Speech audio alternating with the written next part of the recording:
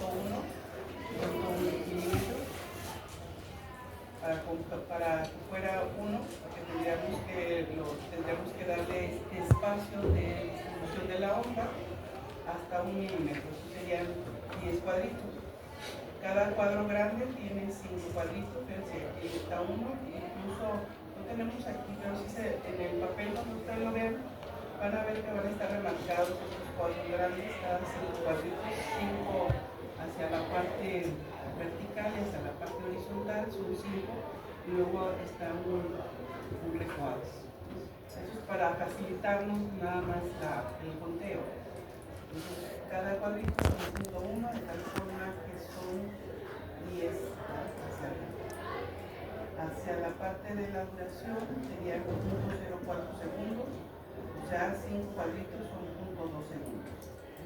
Entonces es nada más para darnos esas posibilidades de más fácil contar.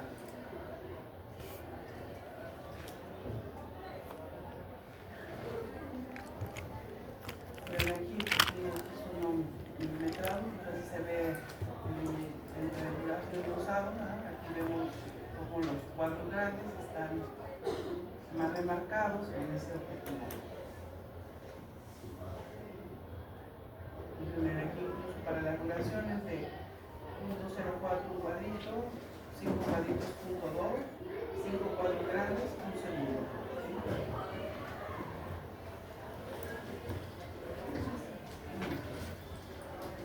Ya hemos mencionado que, bueno, lo que representa en el electrocardiograma cada una de estas obras, ahorita las vamos a ir viendo. ¿Se acuerdan que P? Pues, ¿qué era P? Auricular. Es una polarización de auricular. El segmento Auricular. que termina la onda P, eso se llama segmento PR, y eso significa un retardo fisiológico, que es para que termine de despolarizarse la aurícula izquierda. Y luego tenemos el U, el R y el S, que es el complejo QRS, ese que significa ventricular, y luego tenemos el segmento ST, no sé cómo lo traducimos. Entonces termina la fisiología, ¿verdad? Y estaríamos con una diáspora de repolarización, que sería esta onda técnica, la repolarización del ventrículo, que bueno, no hay todo, pero aquí está la onda U, está más relacionado con Músculos papilares. los papilares. Entonces, siempre vamos a ubicar que la P siempre va a ser incluso la mitad de la P es para la derecha y la mitad es para la izquierda.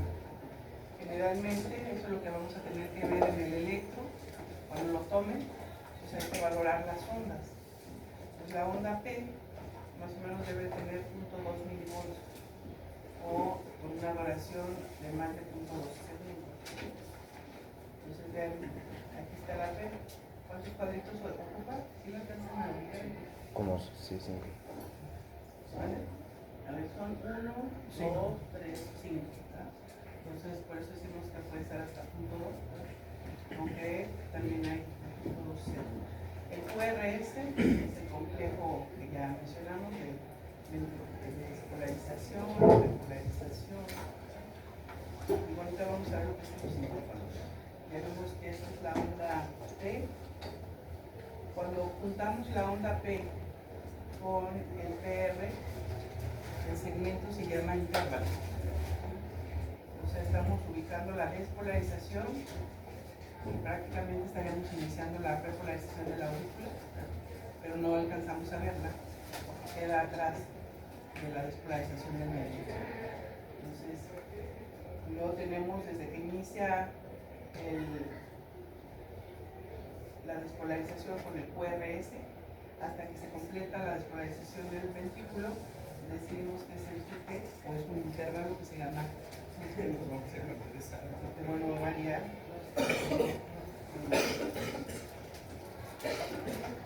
en tamaño. Entonces nada más para ubicar que cuando viene el estímulo eléctrico y después va a venir, según vayamos pasando, excitación no sinusal, conducción del seno arterial hacia las vías internodales, inicio de la despolarización auricular, llegada al nodo auriculoventricular. Generalmente inicia primero generalmente la despolarización, luego viene el registro y luego viene el evento mecánico. Como aquí, ¿vale? Aquí tenemos despolarización de la aurícula, aquí se está llenando para luego generar un vaciamiento pasivo y luego hacer una sístole auricular, que sería cuando termina de hacer la despolarización. Luego tenemos la despolarización del QRS. Aquí se cierran, aquí se está llenando, aquí empieza la contracción de diástole atrial porque se cierran las válvulas, aquí está reducida la presión, entonces va a empezar a hacer la contracción isovolumétrica, eso genera excitación a nivel ventricular, iniciaremos aquí, y luego viene la sístole, una vez que se termina, y luego viene la despolarización del ventrículo. Ya se está inyectando la sangre, se cierran las válvulas semilunares, aquí viene el registro y luego inmediatamente viene la inyección del cierre, perdón, aquí es el cierre. Y bueno, la onda U es la despolarización de estos capilares o fibras de contacto.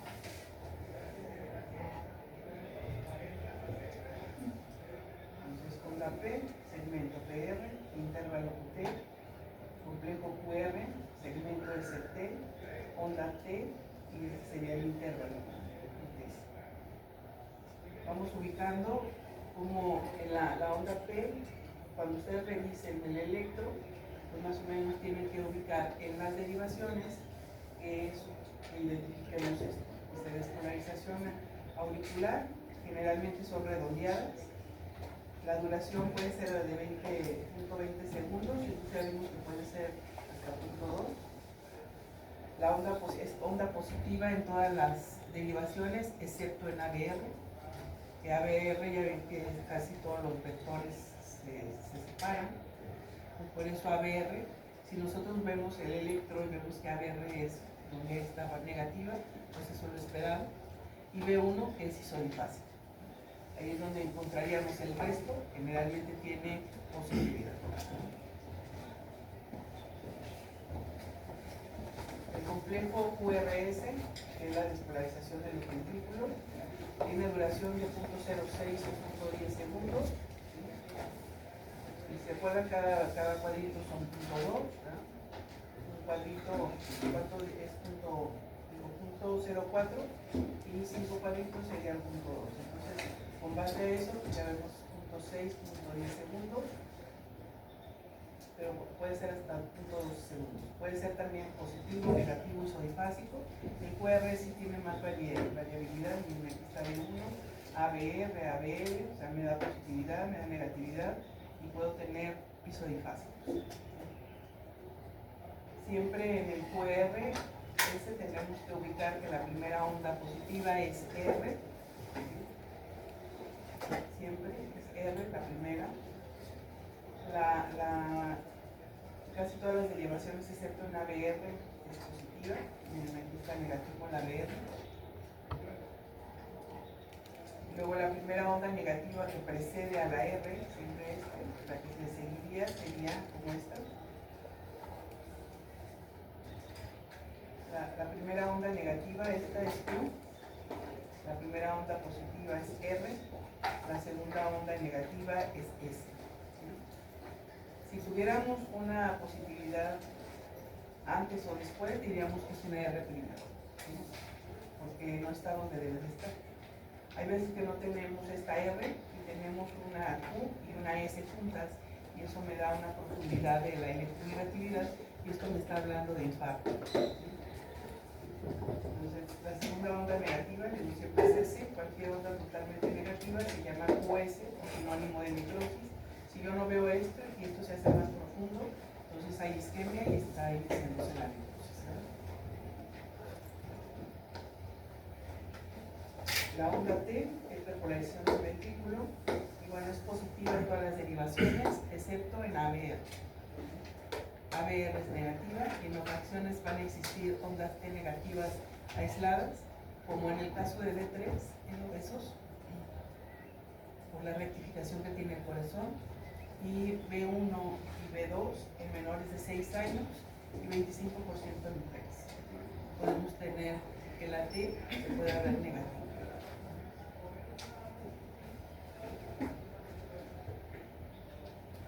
El intervalo PR, que sería este, es desde el inicio de la onda P hasta el inicio del complejo QRS. Entonces, este intervalo están alineados tanto el PR como el QT, están en la línea isoeléctrica. Puede durar de 0.12 o 0.2 segundos y tiene, si los vemos, 3 a 4 cuadritos en el registro. 1, 2, 3, 4, 5. Tiene 5. Puede ser más reducido, puede ser hasta 3.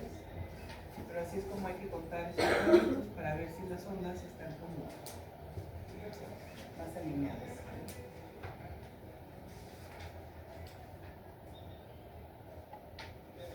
El intervalo pues es el inicio del complejo QRS o al final de la onda T. Es un índice de potencial de acción ventricular global porque vemos la despolarización y la repolarización. Y bueno, la duración va a depender de la frecuencia cardíaca, ya que el potencial de acción se acorta al aumentar la frecuencia. Vamos a ver cómo estas ondas se hacen, o estos intervalos se hacen más pequeños. Hay otro intervalo, que es el que nos sirve para medición, que se llama intervalo RR, que siempre vamos a comparar dos complejos y vamos a ubicar las R. Siempre las R es donde vamos a identificar o evaluar función cardíaca. Entonces, la duración entre R y R es igual al ciclo cardíaco.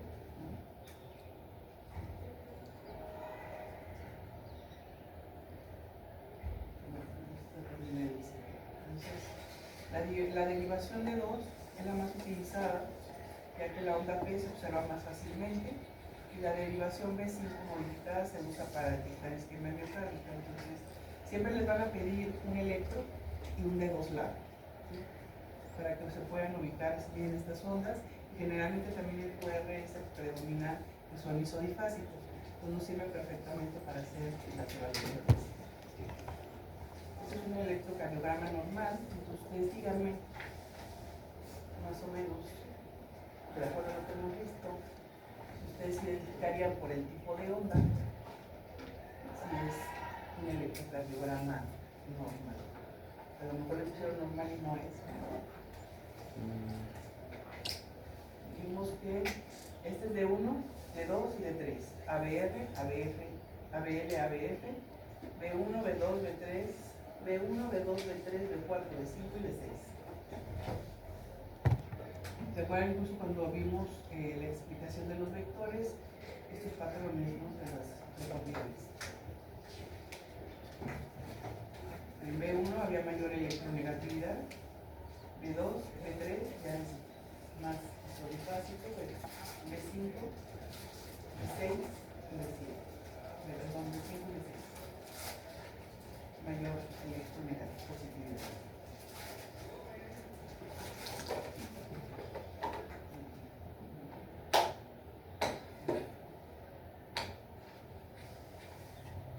Si se fijan ABR prácticamente todo es negativo. Vimos que la P, el QRS predominaba ahí la negatividad. Esto sí lo van a hacer ustedes, así con estas mediciones. Van a tomar su electro para que hagan la medición de las ondas y que vean patrones de ondas, ¿no? También comentamos que en algunos momentos la P también, ¿en dónde más podría estar negativa?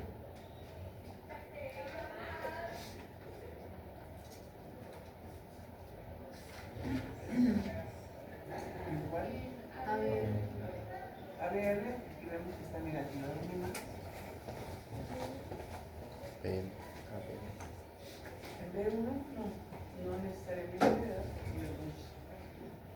Que hay poca positividad, predomina la electronegatividad. Los complejos los podemos ver negativos, positivos, más isodifásicos. Allá. Las ondas T, miren aquí ABR está negativo.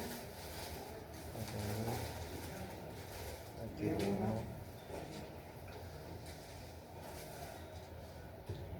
Todos los mapas.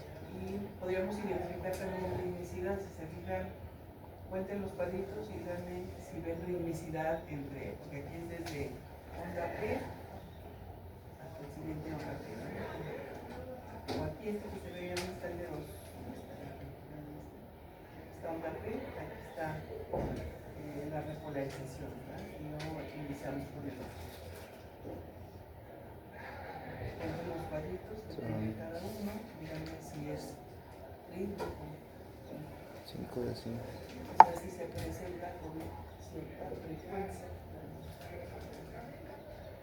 Mira, dice que es rítmico. Sí. Entonces, más o menos tiene aquí identificar sus patrones de ondas. Que los complejos se presenten con esa ritmicidad, parece que es rítmico. Bueno, produce latidos en cada cierto tiempo, tanto en forma regular y latidos cardíacos regulares. Vean aquí, podemos ver que es la distancia entre uno y otro, desde que viene la despolarización auricular hasta la repolarización ventricular. Están latidos regulares, vean que aquí no son latidos regulares. Aquí ya tenemos cierta, aquí ya se hacen, están más largos, aquí están menos. Entonces esto me hace que es un ritmo irregular. Otra de las cosas que van a tener que identificar en el electro, para que vayan haciendo ahí van haciendo su anotación, ¿verdad? Si encuentran alguna alteración en la onda, si encuentran que es irregular el latido, y vamos a hacer cálculo de la frecuencia. Identificaron formas de tomar la frecuencia en el electro. Bueno, yo me sé uno que es contar los cuadros grandes, de allí puedes multiplicarlos por 5 y dividirlos entre 1500. A ver, Eso da un electro. Sí, por ejemplo, en el que había puesto anterior. Por ejemplo, ahí hay tres cuadros grandes que serían 15, luego como otros 3 chiquitos. A ver. ¿Qué pasa? En el que es regular. Tú puedes que vaya a la pantalla. Sí.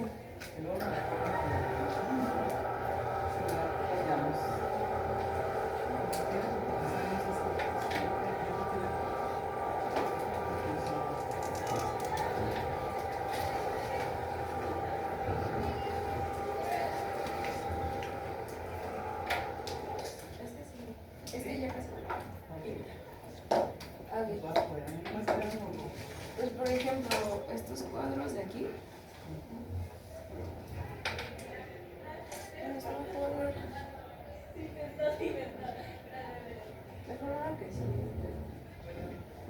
Por ejemplo, este. Ese miro.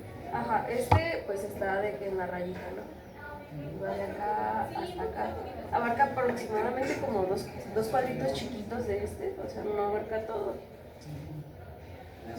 Entonces, pues cada cuadro, como cada cuadro grande vale 5 cuadritos chiquitos, son 5, 10, 15, más otros 2, que serían...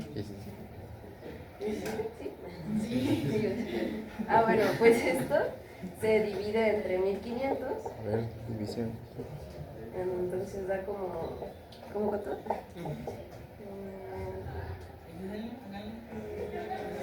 Saquen calculadora, chicos. Ahí me dijeron que en mi si no había marca. 88.23. ¿Cuánto? 88.23. El 6. Bueno, entonces la frecuencia cardíaca sería de 88 aproximadamente. Es una forma de leer el R, damos los cuadritos, identificamos una R que cae en la línea y de ahí hacia la otra R contamos los cuadritos y lo dividimos en 1500. ¿Pero por qué 1500? Si no, un momento. Y si nos dio, miren, 88.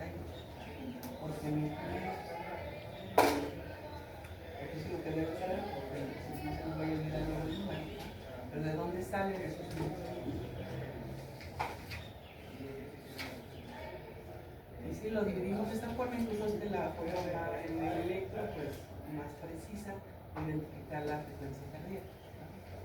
Pero porque como un para cerrar. Es porque es la cantidad de cuadritos chiquitos que hay en esos cuadros. Bueno, en un minuto más bien. Son los cuadritos que a 25 milímetros de la velocidad, ¿sí? Pasan 1500 milímetros cuadritos en un segundo, en un minuto. ¿Sí? Por eso son 1500. Si se toma una velocidad de 50 litros por segundo, sería entre 3000. Sí, pero eso ya no nos daría las mediciones estándar. Por eso tiene que ser con esa velocidad y con estas mediciones de onda, porque si no había que volver a recalcular todo. Había visto también para calcular si era irregular, que era el número de ondas R que había en 15 cuadros grandes y eso lo multiplicábamos por 20. ¿Por 20? A ver cuánto te da. Bueno, puedo pasar a contar. Sí.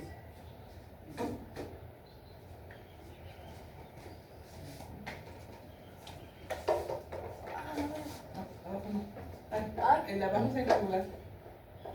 Sí, por eso, eran los Ah, irregulares. sí, sí, recuerdo.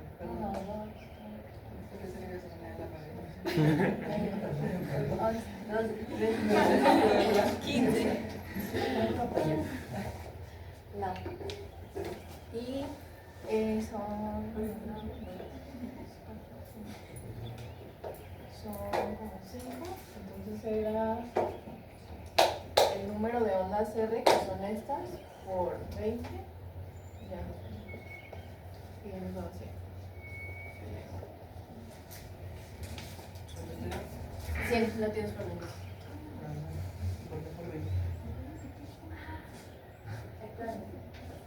¿Contaste en cuánto contaste las ondas R? Me dieron 5 ondas R. Entre 15 cuadros. Ajá, era en 15 cuadros grandes, contábamos cuántas ondas R había y eso lo multiplicábamos por 20. y eso es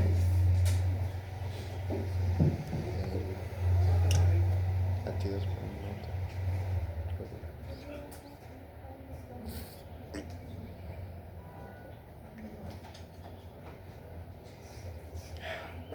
Bueno, lo de los 3 segundos era justo porque nos daban 15 cuadros grandes. En 3 segundos teníamos los 15 cuadros grandes.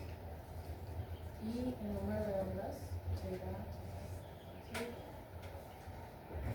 y entre 20 por 20. por 20. ¿Cuánto queda 20?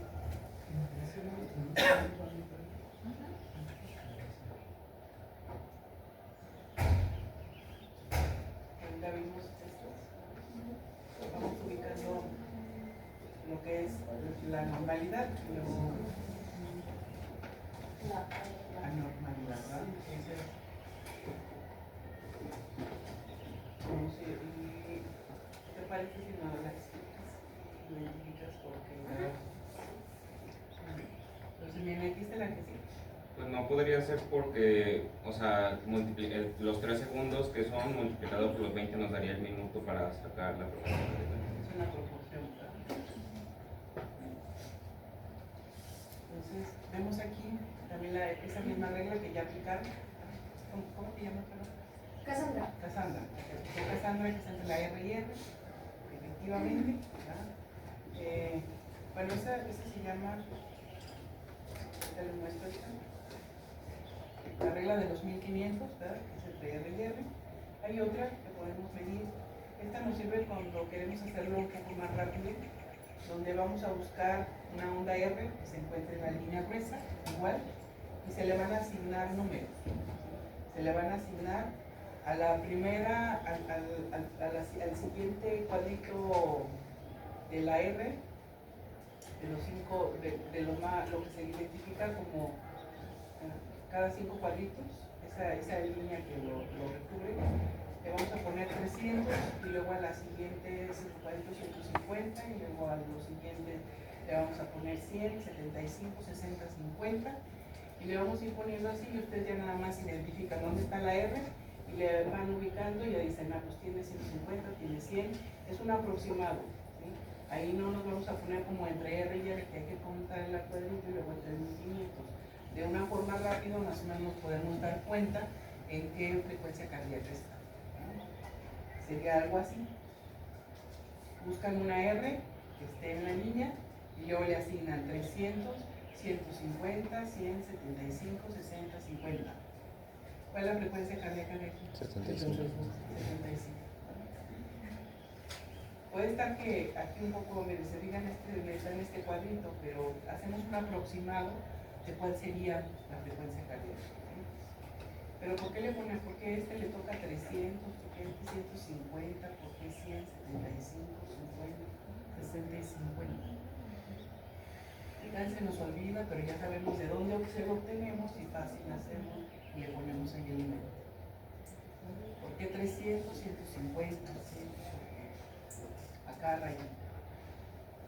La velocidad.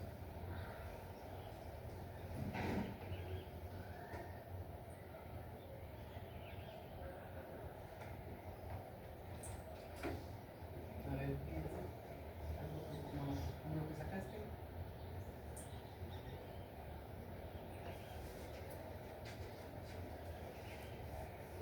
Ya sabemos cuánto de los cuadritos, ya sabemos de la velocidad, ya sabemos cada cuadro grande, ya sabemos que pasan 1500 cuadritos en un minuto.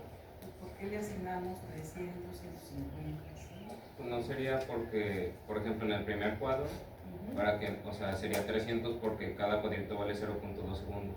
Entonces por 300 nos darían los 60 segundos que contiene el minuto. Supongo que así cada cuadrito va bajando proporcionalmente. Son 1500 entre 5, ¿cuánto les da? Pero es de la misma proporción. ¿Cuánto? Pero es la misma proporción que sacaste. ¿Sí? Si le pones aquí 1500 entre 10, que son 105, 10, ¿cuánto le da? 205. Si le ponemos 15 entre 1500, 500, 100. les da 100.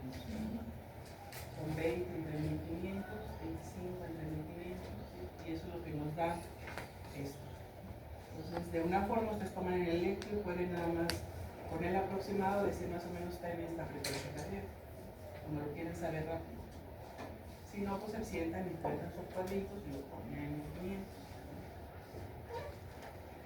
Por ejemplo, aquí, díganme ustedes cuál es la frecuencia cardíaca. Busquen una R, ¿no?, que está ahí en la línea. Está aquí más o menos. 300, 150, 100, 75. Si decimos que está en qué? 75. 75 más o menos, ¿no?, la frecuencia cardíaca. En todas las derivaciones, ¿no? Está 300, 150, 100. Incluso está en 100, ¿verdad?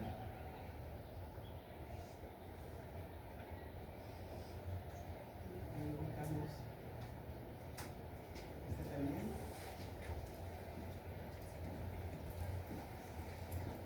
La de los 1500, ¿verdad? Y ya ubicamos son 20 cuadritos, 5, 10, 15, 20 cuadritos, entre 1500 me da 75, ¿verdad? Es lo que ves ahora. Este cuánto tiene, aplíquele la de los 1500. 100. Ay, güey. Sí, está casi igual. Sí. ¿Sí? A ver. Si Pues tomamos este poquito que está aquí más, en la ¿no? línea, Aparte son un cuadro 5, 10, 15, 18. ¿y luego son cuánto? 3. 6, 7, 18 cuadritos, ¿no? Ujú. Entonces son 1500 entre 18. Entonces nos da 83 latidos por minuto. Hay otra, pues es lo mismo, nomás el que primero es más larga, porque entonces hay que identificar que si son 1500 cuadritos, pues hay que multiplicarle por .04 y luego entre R y R hay que ver cuántos cuadritos y luego darles un valor de duración de .04 y luego dividirlo entre lo que le sale con los milisegundos. Es más largo porque primero hacemos la de RR y luego la convertimos a milisegundos. Pues creo que no es tan viable, ¿no? Es más larga y creo que nos sirve más esta o la de cuando asignamos los valores, ¿verdad? Me saldría lo mismo, nomás que hay que convertir los valores, ¿no? Hay otra que se llama regla de 6 segundos, que es fácil. Esta regla es contar el número de completos QRS en 6 segundos, se multiplica por 10 para terminar la frecuencia cardíaca durante un minuto. Pues sería algo lo que aplicaste, nada más que una parte de esto. También serían 8 QRS en 6 segundos. Serían 80 latidos por minuto, que bueno, si ya sabemos que son 1500, pues todo tendríamos que convertirla, el 1500, cuántos cuadraditos sería, y luego sacar los QRS en esa cantidad de cuadros. Y bueno, esto es algo normal, ¿verdad? Es algo normal. ¿Qué ven ahí? Mucho. Ay, güey. Una onda R. Mucho. Miren, esto Muchas sería. cosas. Esto, ¿qué ven aquí? La P, pero baja. Estos son P's, ¿no? Ajá. O sea, quiere decir que no nos da, si nos da un QR, pues está muy alterado, ¿no? Ajá. De momento no pasa, ¿no? Es un bloqueo, Muchas horas, P, pocas. Bien, otras cosas que deben saber a la hora que tengan un electro, ¿sí? Es calcular el eje cardíaco. ¿Para qué nos sirve un eje cardíaco?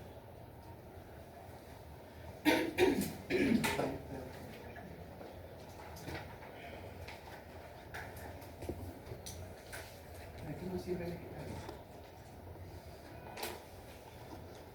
¿Sí?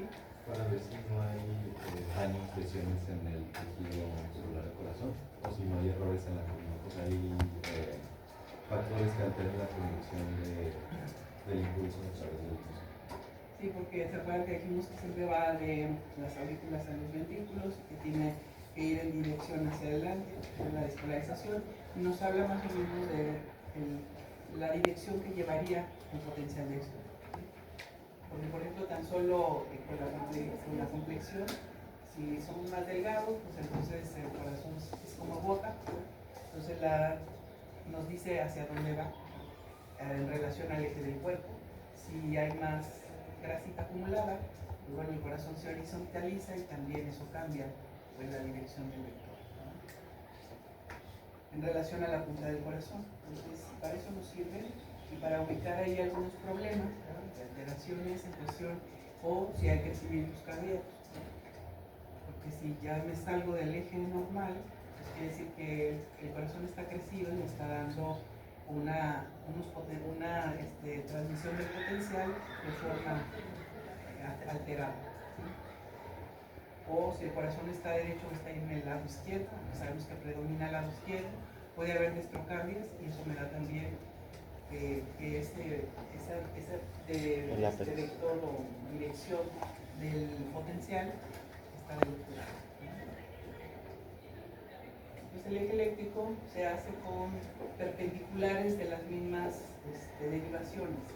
Entonces tendríamos que buscar derivación del plano frontal, ¿sí? En relación con el QRS, donde hay QRS isodifásicos, buscar derivaciones, la derivación perpendicular sobre el sistema hexaxial, utilizando ¿se acuerdan que hablábamos que eran del plano frontal?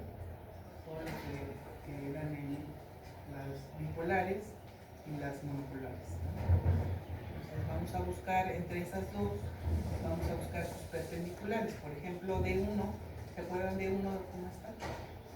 ¿Dónde tiene sus electrodos? Pues donde necesitamos dos electrodos, uno positivo y uno negativo, para que nos pueda dar D1, ¿no? Ya DF, pues también es monopolar, solamente tenemos un sitio de registro, pero que el centro del corazón le sirve para hacer la tierra. Entonces, vemos aquí que tendríamos que buscar la perpendicular de D1 y vemos que es la ABF. ¿Sí? Entonces, lo normal del eje eléctrico es entre menos 30 y más 120. ¿Sí? ¿Y esto cómo lo sacamos? Pues de esta forma. Vamos a hacer un sistema hexaxial que nos sirve mucho el triángulo de Einthoven, ¿sí? Y que vemos como, por ejemplo, aquí está el corazón y como vemos que D1 ve esta parte, D2 esta, D3 aquí, ABR esta parte, ABL, ABF, y a partir de aquí se hace, ¿ven esto que está atrás? Este es un sistema hexaxial, donde buscamos que de D1 que está aquí, que sería este, ¿cuál sería su perpendicular? Vemos que la que la cruz al centro, pues es ABR. ¿Sí? Del ABR con su perpendicular, pues será D3. Si es ABL, su perpendicular sería D2. ¿Sí?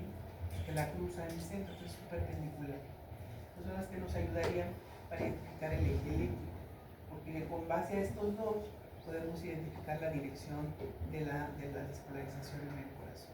¿Sí? Y bueno, miren, este es el triángulo. Vamos a poner D1, que ve la parte superior del corazón. Y luego ponemos D2, de acuerdo al dibujito. D2, y este es D3, este es el triángulo. Luego le agregamos ABF, corazón con piernas, ¿verdad? Y luego agregamos ABR, brazo derecho con corazón, y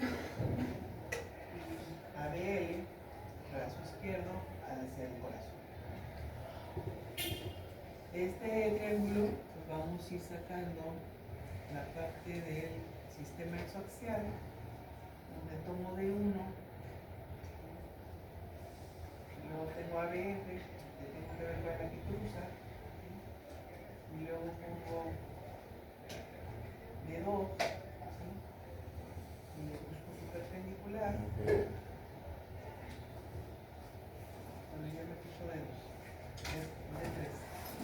Se quedó el otro arriba. Lo vamos buscando.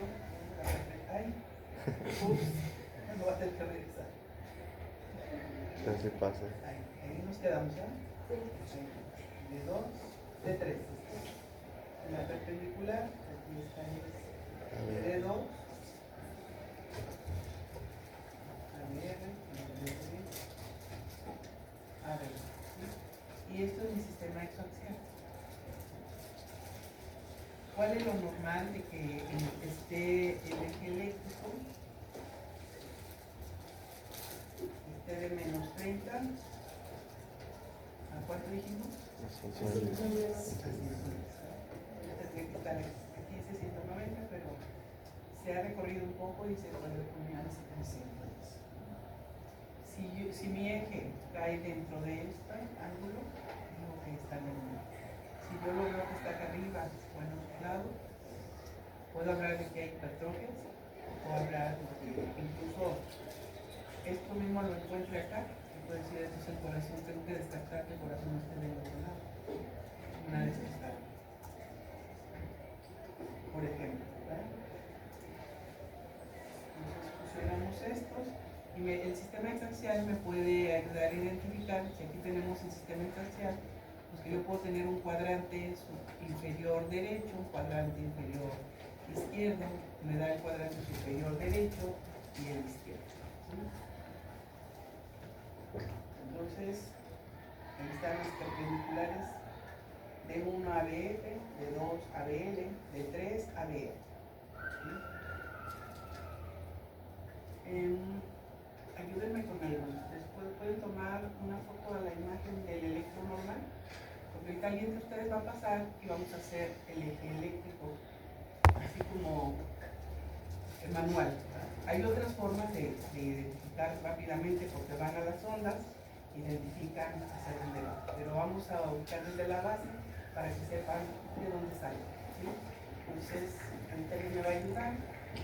Tómenme para que me vayan diciendo los cuadritos, ¿sí? Que vamos a tener que identificar, pues cada uno. Tenemos que regresar mucho, ¿no? Vamos a tomar este.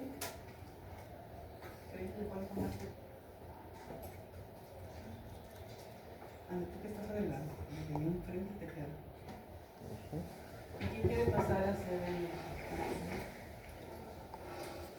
Porque dice que tenemos que tomar las perpendiculares. Nos tenemos que ir al electro para ubicar, en el caso de que te queramos, lo más fácil es de uno con ABF, ¿sí? Y vamos a analizar las ondas para identificar cuánto tenemos de electropositividad y negatividad y hacer casi todo llevarlo a cero. Entonces tenemos que restarle lo positivo a lo negativo a lo positivo, ¿sí? Y poner un punto en el sistema diferencial. Entonces, ¿ya le tomaron foto? ¿Quién quiere pasar? Que nos ayude a contar.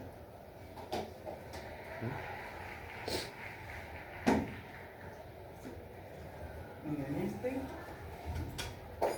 cuando en caso de que sea de uno lo ponemos aquí, ¿sí? ABF lo ponemos aquí, en la perpendicular, ¿no? Entonces vamos a tener que ir a D1 y ayúdenme a contar los cuadritos. Váyanse a D1 y cuenten, identifiquen un QRS que se encuentre perfectamente identificada en la línea isométrica, que puedan diferenciar la deflexión hacia arriba y hacia abajo de la línea isométrica. Y díganme cuántos cuadritos hacia arriba tiene el QR. Cuenten los cuadritos.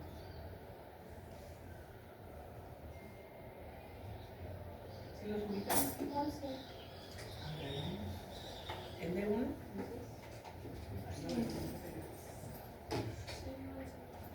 11 cuadritos. ¿Sí? ¿Y hacia abajo?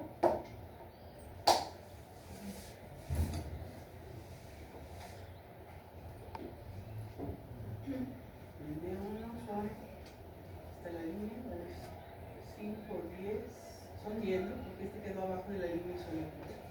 Es 10. Entonces son 10 hacia arriba, entonces hacia abajo, 1. Entonces vamos a restarle, a 10 le quitamos 1, es 10 positivo menos 1 negativo, ¿cuánto le da? 9 positivo, ¿verdad? Y luego vamos a poner ABF, ¿verdad? Pues nos vamos a ABF y hacemos lo mismo. En la línea isoeléctrica, ¿cuántos cuadritos hacia arriba tenemos la deflexión positiva?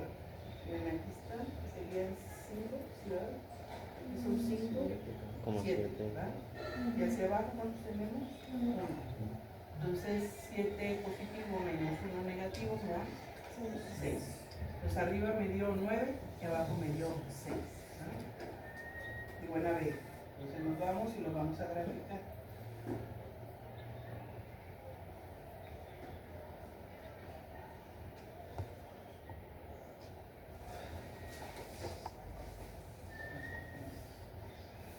Y lo vamos a graficar ahí.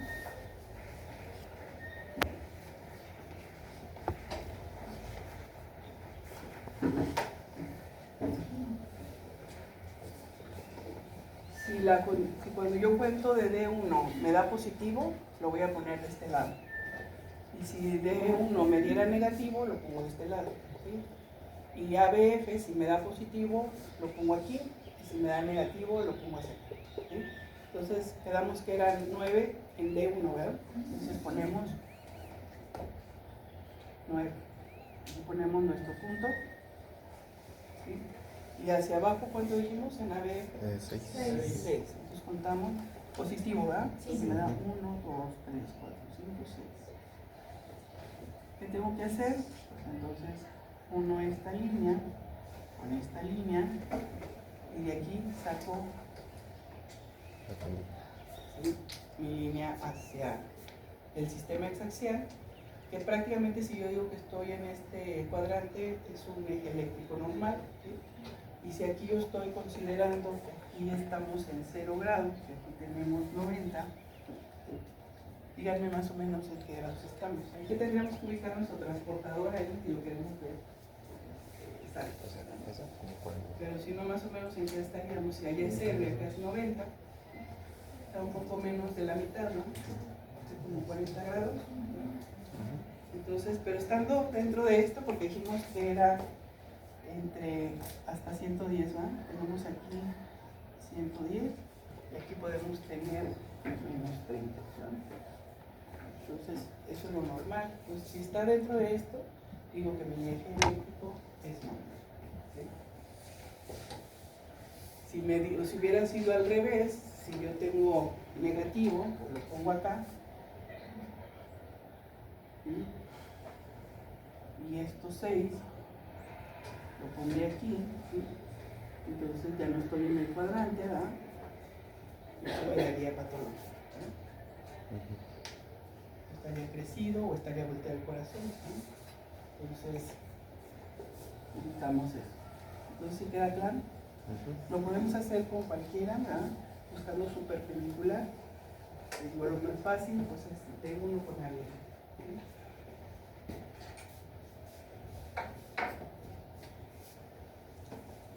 Pues tendrían que tomar formas, si vamos a ubicar, ¿verdad? Para hacer una evaluación de un electro, identifican ondas, tamaño, con patrones, identifican regularidad de la frecuencia, van a identificar frecuencia cardíaca, van a hacer eje eléctrico y finalmente también qué tipo de ritmo es en cuestión del sistema de conducción. Entonces, ya identificamos, determinamos posibilidad, identificamos el cuadrante en la aproximación, ¿verdad? El eje normal, cuadrante inferior derecho, si va al cuadrante inferior izquierdo, puede ser normal en ancianos o en obesos, o está generando datos de hipertrofia, o datos de infarto, o cardiopatías. Si es desvío hacia la izquierda, en el cuadrante superior derecho, pues ahí en algunos niños es frecuente, jóvenes delgados, y múltiples problemas cardíacos, ¿verdad? Que tendríamos que descartar. Y desvío al extremo, pues son aquí ubicados, ¿verdad? Dependiendo del tipo de algunos incluso problemas en el clima. Ahí está nuestro sistema exaxial, que dijimos que era entre menos 30 a más 110. O sea, si nuestro eje está sobre esta parte, es un eje eléctrico normal. Doctora, Sí. ¿me puede realizar un poquito la situación? Entonces, más o menos, si vemos nuestras desviaciones sobre estos cuadrantes, pues entonces nos daríamos una idea, ¿no? De qué pueda estar pasando. Que hay que corroborarlo, ¿no?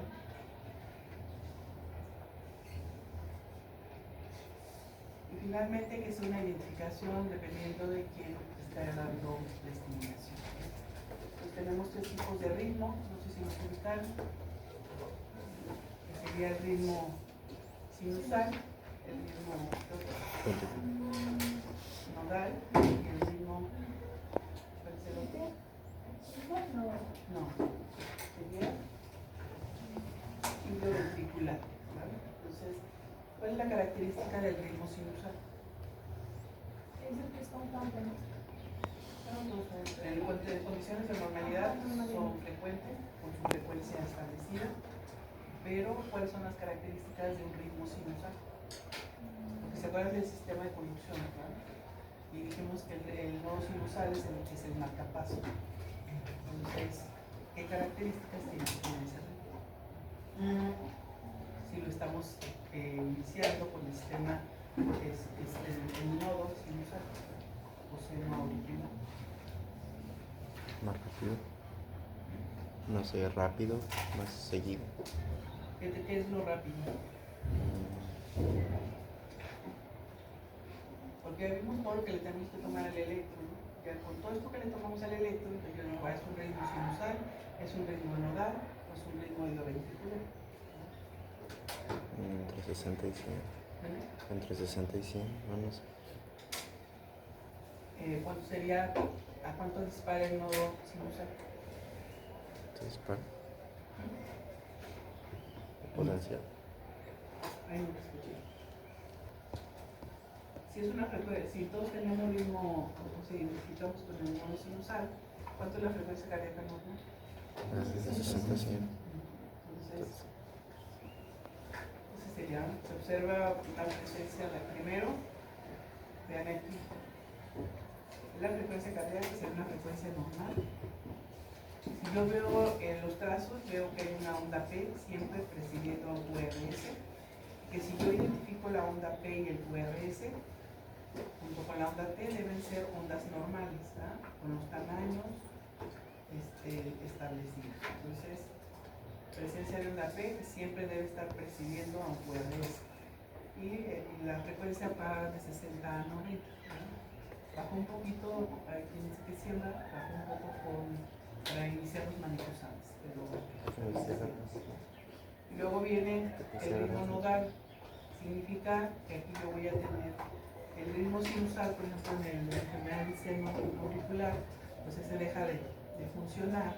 Y quien toma pues la batuta, podríamos decir, para dar la frecuencia cardíaca, pues es el nodo auriculoventricular. Entonces, eso significa que no voy a tener onda P, pero sí voy a tener QRS. Se considera que se observa ausencia de P y tiene una frecuencia de entre 40 y 60 latidos por minuto, que es al ritmo con el que dispara el nodo auriculoventricular. Que bueno, aquí la condición con estas ondas y con estas del paciente, pues ya se podrán imaginar que lo verán diferente. Aquí cansado, quizás con algo de dificultad para respirar, sobre todo a los esfuerzos. ¿no? Y vean esto. Decía mi doctor de anatomía, sí nos habló de esto, que ya cuando llegaban a este punto era lo suficiente para mantenerse vivo, pero cualquier movimiento lo mataba. No, pues vean esto. Aquí quien está llevando la batuta ya no es ni el nodo auricular ni el nodo auriculoventricular. Aquí son las fibras de boca. Entonces vean que aquí tenemos latidos menores de 40, pues eso hace que ustedes puedan identificar que un paciente prácticamente está en una cama, ¿no? Con muy mala oxigenación y con mucho riesgo de fallecer. ¿no? Entonces hay que poner ahí un marcapaso, ¿no? Para poder dar este inicio de frecuencia. Bueno, no nos vamos a esperar hasta cuando empezamos a ver que falla, pues se utiliza el marcapaso. Bueno, ¿cuáles son lo que podemos identificar en cuestión de alteraciones del ritmo? Pues taquicardias sinusales, arritmias sinusales. ¿no? Sinusales pues son frecuencias cardíacas más rápidas de lo normal, porque está estimulando el nodo sinusal. Esto, por ejemplo, lo podemos ver en personas que tienen miedo, o sobresaltadas, con un ejercicio extenuante mental. Es raro que la taquicardia pueda ser patológica en pacientes con hipertiroidismo agudo. Ahí sí vemos alterado. ¿no? Arritmia sinusal es cambio sutil en la frecuencia cardíaca en cada ciclo respiratorio. La inspiración en condiciones de normalidad acelera la frecuencia, mientras que la expiración la desacelera. También aquí hay unos comparativos. Este es un electro normal, este es un electro con infarto agudo. ¿Qué le identifican ahí?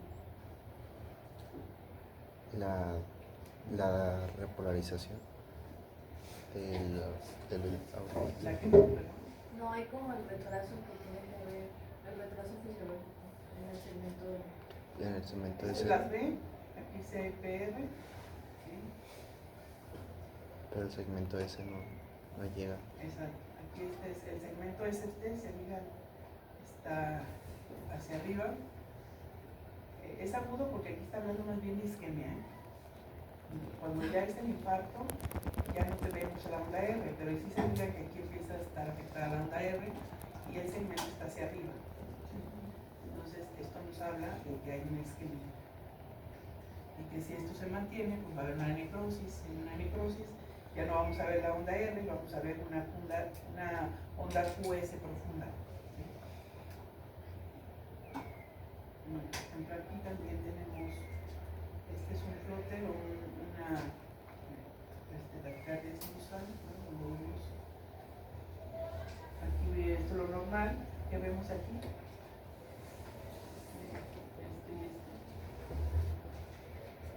¿Qué son estas? Muchas son las P, Las P, pero bochas. ya normales, ¿no? Generalmente son muy redonditas, ligeramente asimétrica del lado derecho, pero vemos que incluso aquí no entra la rigidez en la P y luego un QR, luego una repolarización, luego onda P y luego onda M. ¿Sí? Entonces, son alteraciones del ritmo, ¿verdad? Ya las van a ver, es un electro normal y esta es una fibrilación ventricular. ¿Ustedes ven eso? Vean, aquí son más los isodifásicos, ¿no? Bioventriculares. Entonces podrán ver muchas alteraciones del ritmo en el electro. Ya lo van a ver en el fisiopato. Aquí nada más lo que quiero demostrarles es cómo el QRS, el ser normal, puede variar tanto y le van a ir poniendo la alteración en su manera. Entonces no sé si tienen alguna duda, pregunta. Bueno, eso sí les voy a poner ahí en su evaluación, les pongo su electro, yo les digo, determina electro, o determina la frecuencia, o dime si es un electrocardiograma normal, ¿sí? Si lo ven así de forma rápida. ¿Sí? Entonces, dudas, ¿no?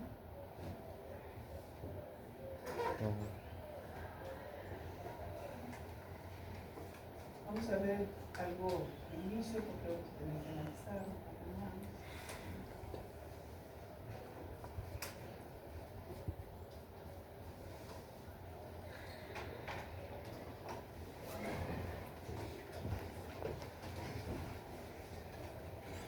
Vamos a iniciar también con la presión arterial, que pues cuando tiene también mucha relación, ¿no? Con lo que vimos también como corazón como bomba, como hablamos del ciclo cardíaco, porque bueno, aquí los vasos sanguíneos nos dan una respuesta en relación a lo que el corazón inyecta de sangre. Entonces, pues para eso tendríamos que recordar nada más algunas características de los vasos, ¿verdad? Donde el sistema vascular o arterias es una parte de los vasos sanguíneos, también tenemos capilares y luego también tenemos venas y luego linfáticos. Entonces, estas arterias, si se recuerdan, por sus características anatómicas funcionales, nos van a ayudar a hacer un transporte de sangre siempre del corazón a la periferia. Ustedes dirán, ay, pues sí, claro. Pero a la hora que están haciendo manejo de tejido, siempre deben ubicar esto. Porque si llegan a romper una arteria, deben saber de dónde la van a apretar. De arriba hacia abajo, de abajo hacia arriba.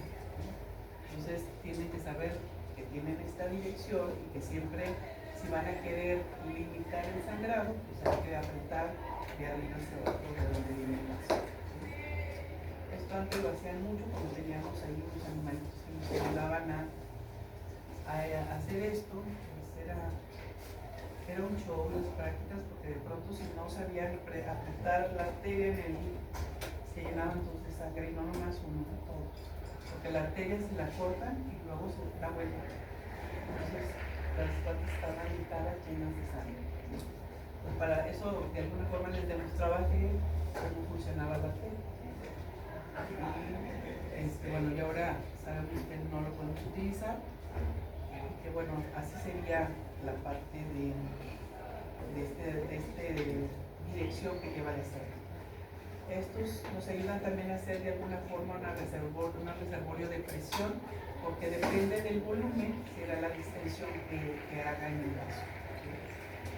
Entonces se adapta al volumen que se inyecta hacia los vasos y lo va adaptando el diámetro para poder generar fluido hacia los tejidos. Amortigua también variaciones de presión producidas por el corazón, o sea, nos garantiza, como les digo, ese flujo continuo hacia los capilares, porque si es poco volumen, se reduce, si es un volumen mayor, se extiende. Entonces regula distribución de sangre en los diferentes redes, desde el corazón, o sea, va con arteriolas grandes, arteriolas de mediano calibre, hasta que llega a los capilares. Capilares arteriales. ¿No? Y luego las venas, ¿no? Las venas siempre mueven la sangre desde los tejidos hacia el corazón, o sea, va al revés. Y también cuando hacen venos, ustedes utilizan lo que identifican ahí la vena, ponen el catéter y saben que deben dejar bien cerrado, pues hasta hacia abajo, porque si no se les va a salir sangre. Entonces, aunque no es un fluido tan pulsátil como la arteria, es un fluido laminar, ¿no? Entonces también va aquí va al revés, ¿verdad? De pequeño calibre, de venas, hasta de gran calibre, hacia el corazón. Y dice que tiene función de capacitancia. ¿Qué es la función de capacitancia en las venas? ¿A qué se refiere cuando decimos que es capacitancia? ¿Cómo que capacitancia? Porque dice que esa es la función que tienen las venas. Ubíquenlas en el contexto de lo que lleva, ¿verdad? ¿Sí? Tiene que ver que van a ser útiles porque llevan, bueno, en un libro que leí, llevan el 64% de todo el volumen del gasto cardíaco. Entonces van a ser, digamos, como la principal estructura para, de alguna manera, llevar, bueno, lo que va a ser el retorno venoso y de alguna manera seguir ese ciclo de Pero esa es la función de capacitación. Según San Google, es la Sí, capacidad de favorece almacenar. retorno venoso, realmente es el retorno. ¿Y qué dice? Según Google, es capacidad de almacenar un gran volumen de sangre gracias a su gran distensión. Exacto. Y se fijan, las arterias nos ayudan a distribuir flujo, ¿sí? Y esta nos ayuda a recoger, prácticamente es un transporte de lo que ya no necesitamos hacia los lugares necesitados, ¿sí? Porque vamos dejando en el hígado y luego regresamos al corazón, porque ahí hay que volver a oxigenar la sangre, y dejamos en los órganos de desecho, ¿verdad? Bueno, que eliminan desechos, como es el hígado, el riñón, y ahí vamos dejando para que se eliminen todos los metabolitos, ¿no? Entonces, capacitarse es más de transporte, ¿no? Para lo que ya se generó en función de los tejidos, de almacenamiento, ¿no? De distribución. Y bueno, recuerden esto, ¿verdad? Vean que la arteria, por eso tiene esas características, ya que la arteria tiene 3 capas, ¿sí? La túnica externa, que es el tejido conjuntivo, la túnica media, que es el músculo, si se fijan, tiene un diámetro importante de músculo, y la túnica interna, que es el tejido epitelial, o endotelio, que generalmente es un epitelio escamoso simple, está en una membrana basal, como esta, es la arteria, y una lámina elástica interna, serían estas. Lo que tenemos como arteria, vean la vena prácticamente, la capa muscular es muy pequeña, aquí dice que casi inexistente, tiene más tejido conjuntivo y sí cuenta con su tejido endotelial, vean que serían 2 capas, las que predominan, y aparte tienen estas que son como se acuerdan que la sangre va de abajo hacia arriba, entonces eso le ayuda, que va subiendo, se cierra la válvula, luego vuelve a subir, luego se abre otro, se cierra, para que no se baje, tenga éxtasis la sangre y se pueda movilizar. Por eso cuando hay insuficiencia valvular, pues se adematizan los pies y hay una disminución del retorno venoso.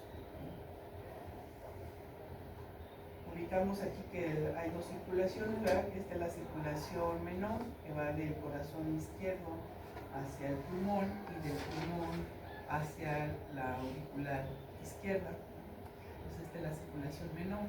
La circulación mayor va de la aorta a todos los tejidos y regresa sobre las venas catas. Esa es la circulación mayor.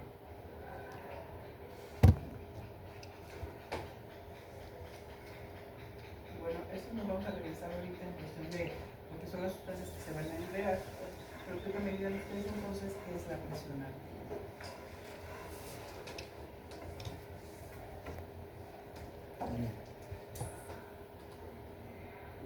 ¿Cómo definimos presión arterial?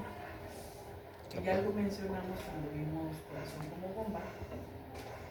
La presión que ejerce la sangre en las paredes de las arterias. Exacto, entonces eso es presión arterial. ¿Se acuerdan que viene la eyección en el corazón? Eso eyecta con cierta presión, choca con las paredes de los vasos. Aquí, fuerza ejercida de la sangre en contra de la unidad de la superficie de la pared del vaso. Choca aquí, que dijimos que tenía esta capacidad de adaptación.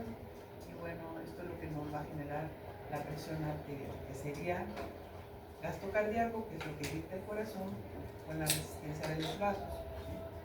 Eso significa que si están reducidos, están con diámetro mayor. Eso nos puede determinar si está aumentada o está disminuida la presión arterial. Entonces se expresa en milímetros de mercurio. Pues para eso utilizamos un manómetro de mercurio que bueno, fue desde 1846 con este diseño, que es quien lo integra como parte de hacer diagnóstico. Entonces, la que se exprese en esta medida es capaz de mover una columna de mercurio en contra de su gravedad, y eso es lo que nos expresa que sea en manómetros de mercurio. Factores que la determinan: gasto cardíaco o resistencias periféricas. ¿Cuánto dijimos que era el gasto cardíaco y cómo lo obteníamos? La frecuencia por el volumen sistólico. ¿Histórico? Y esto. O inyección, ¿verdad? ¿Cuánto es? Son 70 por un promedio de 75 latidos, nos da 5 litros, un poquito más, ¿vale? Y eso es lo que choca con la resistencia vascular, y en conjunto me daría lo que es gasto cardíaco y presión arterial. El volumen latido, ¿se acuerdan que está dado por recarga? Que es lo que llega como retorno venoso, y no tropismo, porque es la distensión que hace la fibra en contra del volumen, ¿verdad? Dependiendo de cuánto se distiende, será la fuerza de contracción con que se regrese, y será la forma con la que pueda vencer la apertura de las válvulas semilunares, que sería la costura. Y todo lo que es resistencias periféricas, pues son los vasos sanguíneos, excepto cuáles no entran como resistencia periférica. Mencionamos lo que constituía todo el sistema vascular, ¿no? Excepto capilares, que sería el resto, sería resistencia periférica.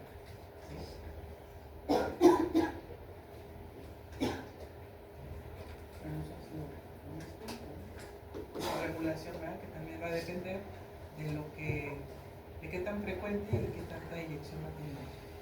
O si es menos frecuente, va a ir a eyectar un poco más. Entonces aquí mencionamos que lo único que no es resistencia periférica son los capilares. Entonces, yo creo que aquí lo vamos a dejar. Y ya está bien, ¿no? Y continuamos el lunes con presión arterial.